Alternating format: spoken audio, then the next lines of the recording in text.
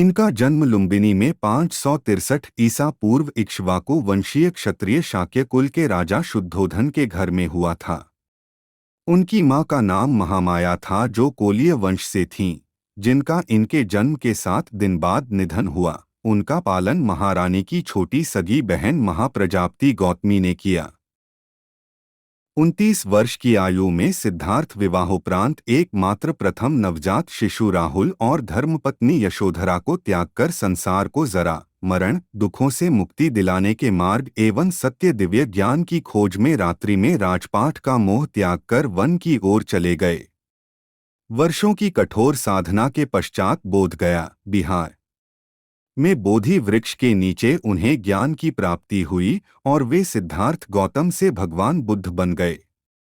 इतिहासकार पंकोटा वेंकटचलम के अनुसार गौतम बुद्ध का जन्म 1887 में तथा निर्वाण 1807 ईपू में हुआ था और अनेकानेक इतिहासकार मानते हैं कि भारतीय तिथिक्रम, वंशावलियों और पुरातत्व के अनुसार बुद्ध निर्वाण की के अपने नहर देवदह जाते हुए रास्ते में प्रसव पीड़ा हुई और वहीं उन्होंने एक बालक को जन्म दिया। शिशु का नाम सिद्धार्थ रखा गया। 17 गौतम गोत्र में जन्म लेने के कारण वे गौतम भी कहलाए। क्षत्रिय राजा शुद्धोधन उनके पिता थे। परंपरागत कथा के अनुसार सिद्धार्थ की माता का उनके जन्म के 7 दिन बाद निधन हो गया। उनका पालन पोषण उनकी मौसी और शुद्धोधन की दूसरी रानी महाप्रजापति गौतमी ने किया।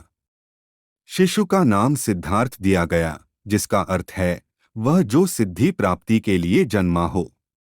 जन्म समारोह के दौरान साधु दृष्टा आसित ने अपने पहाड़ के निवास से घोषणा की, बच्चा या तो एक महान राजा या एक महान पवित्र पथ प्रदर्शक बनेगा। 18 शुद्धोधन ने 5वें दिन एक नामकरण समारोह आयोजित किया और 8 ब्राह्मण विद्वानों को भविष्य पढ़ने के लिए आमंत्रित किया। सभी ने एक सी दोहरी भविष्यवाणी की कि बच्चा या तो एक महान राजा या एक महान पवित्र आदमी बनेगा। 18 दक्षिण मध्य नेपाल में स्थित लुम्बिनी में उस स्थल पर महाराज अशोक ने शताब्दी ईसा पूर्व बुद्ध के जन्म की स्मृति में एक स्तंभ बनवाया था।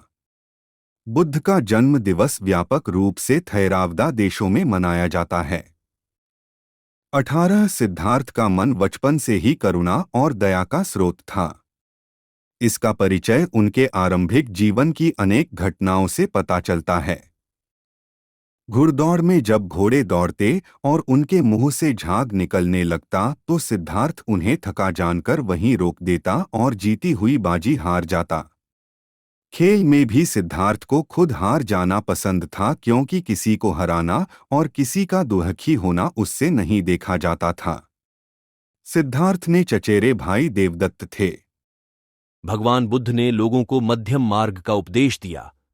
उन्होंने दुख, उसके कारण और निवारण के लिए अष्टांगिक मार्ग सुझाया।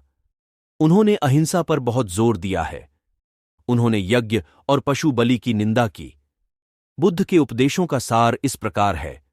महात्मा बुद्ध ने सनातन धर्म के कुछ संकल्पनाओं का प्रचार किया, जैसे अग्निहोत्र तथा गायत्री मंत्र ध्या। इसके लिए महात्मा बुद्ध ने अष्टांगिक मार्ग यानी सम्यक दृष्टि, सम्यक संकल्प, सम्यक वाक, सम्यक कर्मांत, सम्यक व्यायाम, सम्यक स्मृति व सम्यक समाधि को सीढ़ी रूप में बताया है। इसके लिए महात्मा बुद्ध ने अष्टांगिक मार्ग यानी सम्यक दृष्टि, सम्यक संकल्प, सम्यक